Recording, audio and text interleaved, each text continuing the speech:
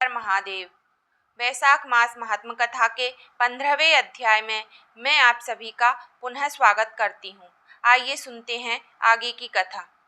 गुरु वशिष्ठ के आश्रम से लौटकर राजा ने अपने राज्य में ये घोषणा करवा दी कि 8 वर्ष से 80 वर्ष तक की आयु तक का जो भी मनुष्य मेष की संक्रांति में सूर्योदय से पहले स्नान नहीं करेगा वह दंडनीय समझा जाकर शहर से निकलवा दिया जाएगा। पुत्र, भार्या, इष्ट मित्र चाहे जो कोई भी हो, वैशाख मास के धर्म का पालन नहीं करेगा, मैं उसको चोर के समान दंड दूंगा। प्रातःकाल स्नान करो, स्थान स्थान पर प्याऊ लगवाओ, यथाशक्ति योग्य ब्राह्मणों को दान तथा अन्य धर्म के कार्य करो। प्रत्येक गांव में एक एक उपदेश देने वाला विद्वान ब्राह्मण नियुक्त कर दिया गया तथा 5 गांव में एक अधिकारी भी नियुक्त किया गया। इस प्रकार इस चक्रवर्ती राजा के राज्य में यह धर्म वृक्ष सारे देश में भली भांति फैल गया। इस राज्य में जो पापी मर जाते थे वे भी वैकुंठ को प्राप्त होते थे। वैशाख मास में एक बार के स्नान कर लेने से पापों से मुक्त होकर यमपुरी को नहीं जाना पड़ता था। इस प्रकार उस सूर्यवंशी राजा ने यम के सब लेखों को मिटा दिया। मनुष्यों के जो भी पुराने कर्म थे वो सब नाश हो गए। चित्रगुप्त को लिखने के लिए कुछ भी न रहा और नरक भी खाली हो गए। तब एक समय नारद जी यमराज के पास जाकर कहने लगे कि हे राजन, नरक में पहले जैसा हाहाकार बिल्कुल नहीं है। चित्रगुप्त भी लिखने को कुछ नहीं है। चित्रगुप्त हाथ पे हाथ धरे क्यों बैठे हैं? बड़े से बड़ा पापी भी तुम्हारे लोक में नहीं आता, इसका क्या कारण है? तब धर्मराज कहने लगे, हे महामुने, एक राजा पृथ्वी पर ऐसा हुआ है, अपने राज्य में उसने आज्ञा दी है कि जो कोई वैशाख मास के धर्मों का पालन नहीं करेगा वह दंड का अधिकारी होगा। इसीलिए उसके डर के मारे राज्य के सभी प्राणी वैशाख मास के धर्मों का पालन कर वैकुंठ को जा रहे हैं। कर्मों के नाश से चित्रगुप्त के पास लिखने को कुछ भी न रहा और मैं काठ की मूर्ति के समान बैठा हूँ। अब मैं युद्ध करके उस राजा को मारूंगा, क्योंकि अब मेरे पास कुछ काम न रहा और सेवक को स्वामी का कार्य अवश्य ही करना चाहिए। और यदि वो मुझसे नहीं मरा तो ब्रह्मा जी के पास जाकर सब प्रकार के वृत्तांत बताकर निवेदन करूंगा। इस प्रकार नारद जी से कहकर यमराज मृत्यु, जरा, रोग आदि सब सेवकों और अपने सब यमदूतों को साथ लेकर दंड धारण कर भैंसे पर बैठकर पृथ्वी पर आए और सिंहनाद करते हुए उस राजा के नगर को घेर लिया।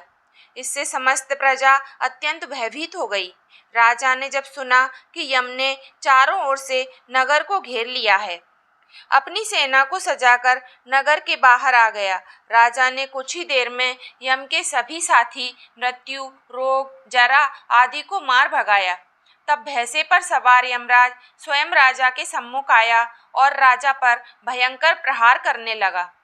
राजा ने 3 बाणों से उनके धनुष को काट दिया। अब यम ढाल और तलवार लेकर राजा को मारने आया।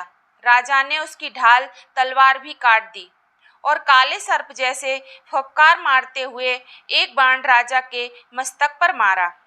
तब यमराज ने क्रोधित हो दंड उठाया और उसको ब्रह्मास्त्र से अभिमंत्रित कर राजा पर छोड़ दिया। उस समय बड़ा हाहाकार मच गया।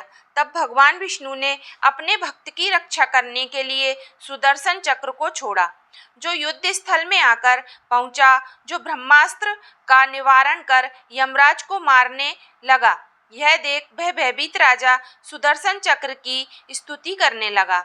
हे भगवान विष्णु के हाथ के आभूषण, मेरा आपको सहस्त्रों बार प्रणाम है। भगवान तुमको सारे लोगों की रक्षा के लिए धारण करते हैं, क्योंकि जो देवताओं के द्रोही हैं तुम उनका काल हो। सो हे जगतपते, इस यम की रक्षा करो। ऐसी स्तुति सुनकर सुदर्शन चक्र यम को राजा के पास छोड़कर वैकुंठ को चला गया। फिर यम उदासीन होकर ब्रह्मलोक में ब्रह्मा जी के पास गए। उनको इस प्रकार देखकर सभी सभासद विस्मित होकर आपस में कहने लगे कि यम का यहाँ पर कैसे आना हुआ। कहीं ब्रह्मा जी के दर्शन को तो नहीं आए। इनको तो क्षण भर की भी फुर्सत नहीं होती। सब इस प्रकार कह ही रहे थे कि प्राणियों का स्वामी और सूर्य का पुत्र यम ब्रह्मा जी के चरणों में ऐसे गिर गया जैसे जड़ से कटकर वृक्ष निराश्रित होकर पृथ्वी पर गिर जाता है। यम त्राही त्राही पुकारने लगा, हे देवेश, मेरा अत्यंत अपमान हुआ है। मेरे वस्त्र व बही खाते फाड़ डाले। मुझको अत्यंत पीटा गया है। मेरी प्रतिष्ठा और मर्यादा सब भंग हो गए हैं। हे कमलासन, आपके होते हुए मेरी यह दुर्गति हुई। ऐसा कहकर वह पृथ्वी पर गिर गया। तब वहाँ पर बड़ा कोलाहल हुआ। सब विचार करने लगे कि स्थावर जंगम सबको खाने वाला, मनुष्यों को संताप देने वाला इतना दुखी कैसे हो गया। तब पवन देव ने आकर ब्रह्मा जी के कहे अनुसार सबकी वाणी रोक दी और अपनी विशाल भुजाओं से यम को उठाया। फिर समस्त संसार में विचरण करने वाला उदार बुद्धि पवन देव ने यम को आसन पर बिठाकर कहा, किसने तुम्हारा अपमान किया, तुम्हारे स्थान से निकाल दिया, तुम्हारे वस्त्र और बही खाते फाड़ दिए। ये सारा वृत्तांत तुम ब्रह्मा जी के सन्मुख कहो। जो समस्त ब्रह्मांड के पिता हैं वो ही तुम्हारे दुख दूर करेंगे। इसी के साथ वैशाख मास महात्म कथा का 15वां अध्याय समाप्त होता है। हर हर महादेव।